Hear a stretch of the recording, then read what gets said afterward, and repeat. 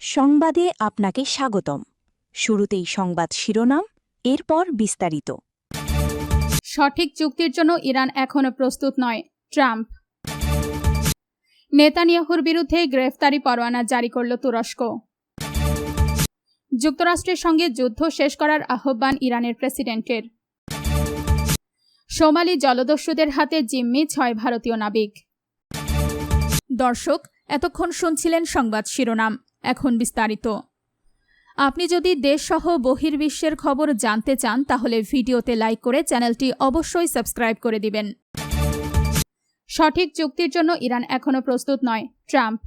Iran এখনো যুক্তরাষ্ট্রের সঙ্গে সঠিক চুক্তি করার জন্য প্রস্তুত নয় বলে মন্তব্য করেছেন দেশটির প্রেসিডেন্ট ডোনাল্ড ট্রাম্প। একই সঙ্গে যুদ্ধের পরিস্থিতি কোন দিকে যায় ওয়াশিংটন তা পর্যবেক্ষণ করছে বলেও জানান তিনি। খবর টিআরটি ওয়ার্ল্ডের ইরানের বিরুদ্ধে যুক্তরাষ্ট্রের সামরিক পদক্ষেপের সুযোগ সীমিত হয়ে এসেছে কিনা সাংবাদিকদের এমন প্রশ্নের জবাবে ট্রাম্প বলেন, এর অর্থ হলো আমরা দেখছি কি ঘটে।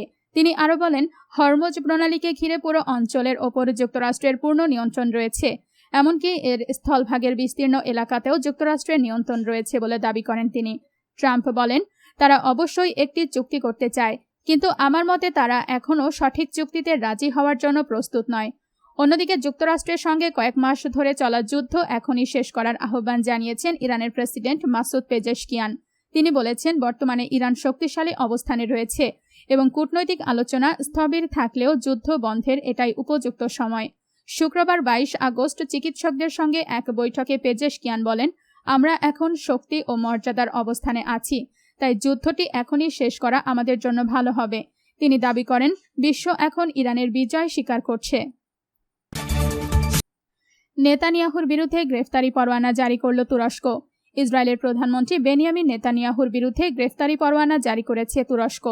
ত্রাণবাহী বহর গ্লোবাল সমুদ ফ্লোটিলার কর্মীদের সঙ্গে সংশ্লিষ্ট একটি ঘটনায় গণহত্যা ও মানবতাবিরোধী অপরাধের অভিযোগে এই পরোয়ানা জারি করা হয়েছে। তুরস্কের বিচারমন্ত্রী আকিন গুরুলেক জানান, ইসরায়েলি নাগরিক আকেফ মস্কোভিচের বিরুদ্ধেও একই মামলায় গ্রেফতারি পরোয়ানা জারি করা হয়েছে। মামলাটি ইস্তাম্বুলের 11তম হাই ক্রিমিনাল কোর্টে চলছে। 2026/108 নম্বর মামলায় মোট 35 জন আসামি রয়েছে, যাদের মধ্যে নেতানিয়াহু ও মস্কোভিচও আছেন।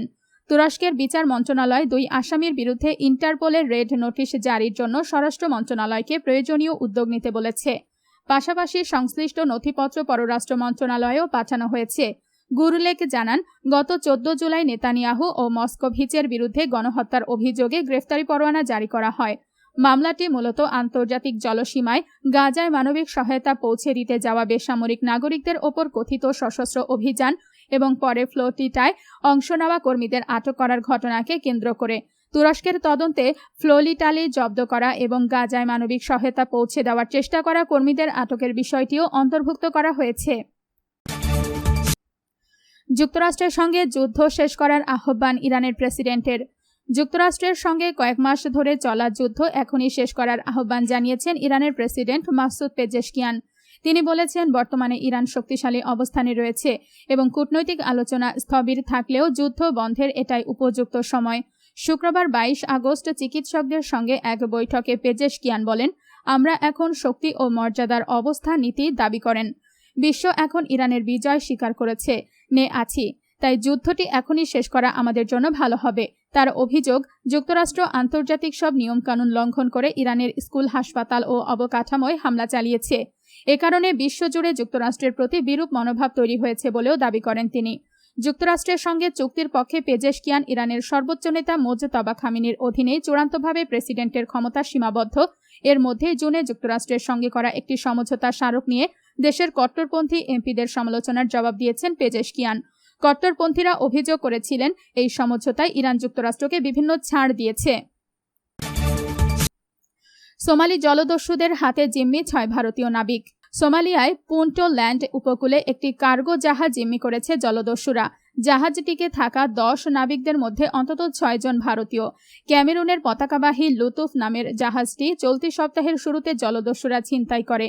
সোমালিয়ার এক কর্মকর্তা জানিয়েছেন, জাহাজটিতে তুরস্কের জন্য পাঠানো অস্ত্র ও বিভিন্ন যোগাযোগ সরঞ্জাম ছিল। অ্যাসোসিয়েটেড প্রেসের প্রতিবেদনে বলা হয়েছে, সোমবার পুন্টল্যান্ডের ইয়েল জেলার মারাইয়া উপকূল থেকে প্রায় 3.5 নটিক্যাল মাইল দূরে জাহাজটি দখল করা হয়। সংবেদনশীল তথ্যের কারণে ওই কর্মকর্তা প্রকাশ্যে নিজের পরিচয় প্রকাশ করেননি। জাহাজটিতে 6 জন ভারতীয় নাবিক ছাড়াও একজন তুর্কি নাগরিক, একজন জর্জিয়ান নাগরিক এবং 2 জন সার্বিয়ান নিরাপত্তারক্ষী ছিলেন। কর্মকর্তার দাবি, 8 জন জলদস্যু জাহাজটি দখল করে পুন্টল্যান্ডের দাঙ্গরয় জেলার গারমালের কাছাকাছি উপকূলের দিকে নিয়ে যায়।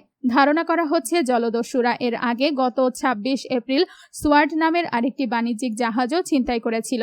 জাহাজটিতে মোগাদিশুর একটি তুর্কি সামরিক প্রশিক্ষণ কেন্দ্রের জন্য পাঠানো অস্ত্র এবং যোগাযোগ ও স্যাটেলাইট সরঞ্জাম ছিল।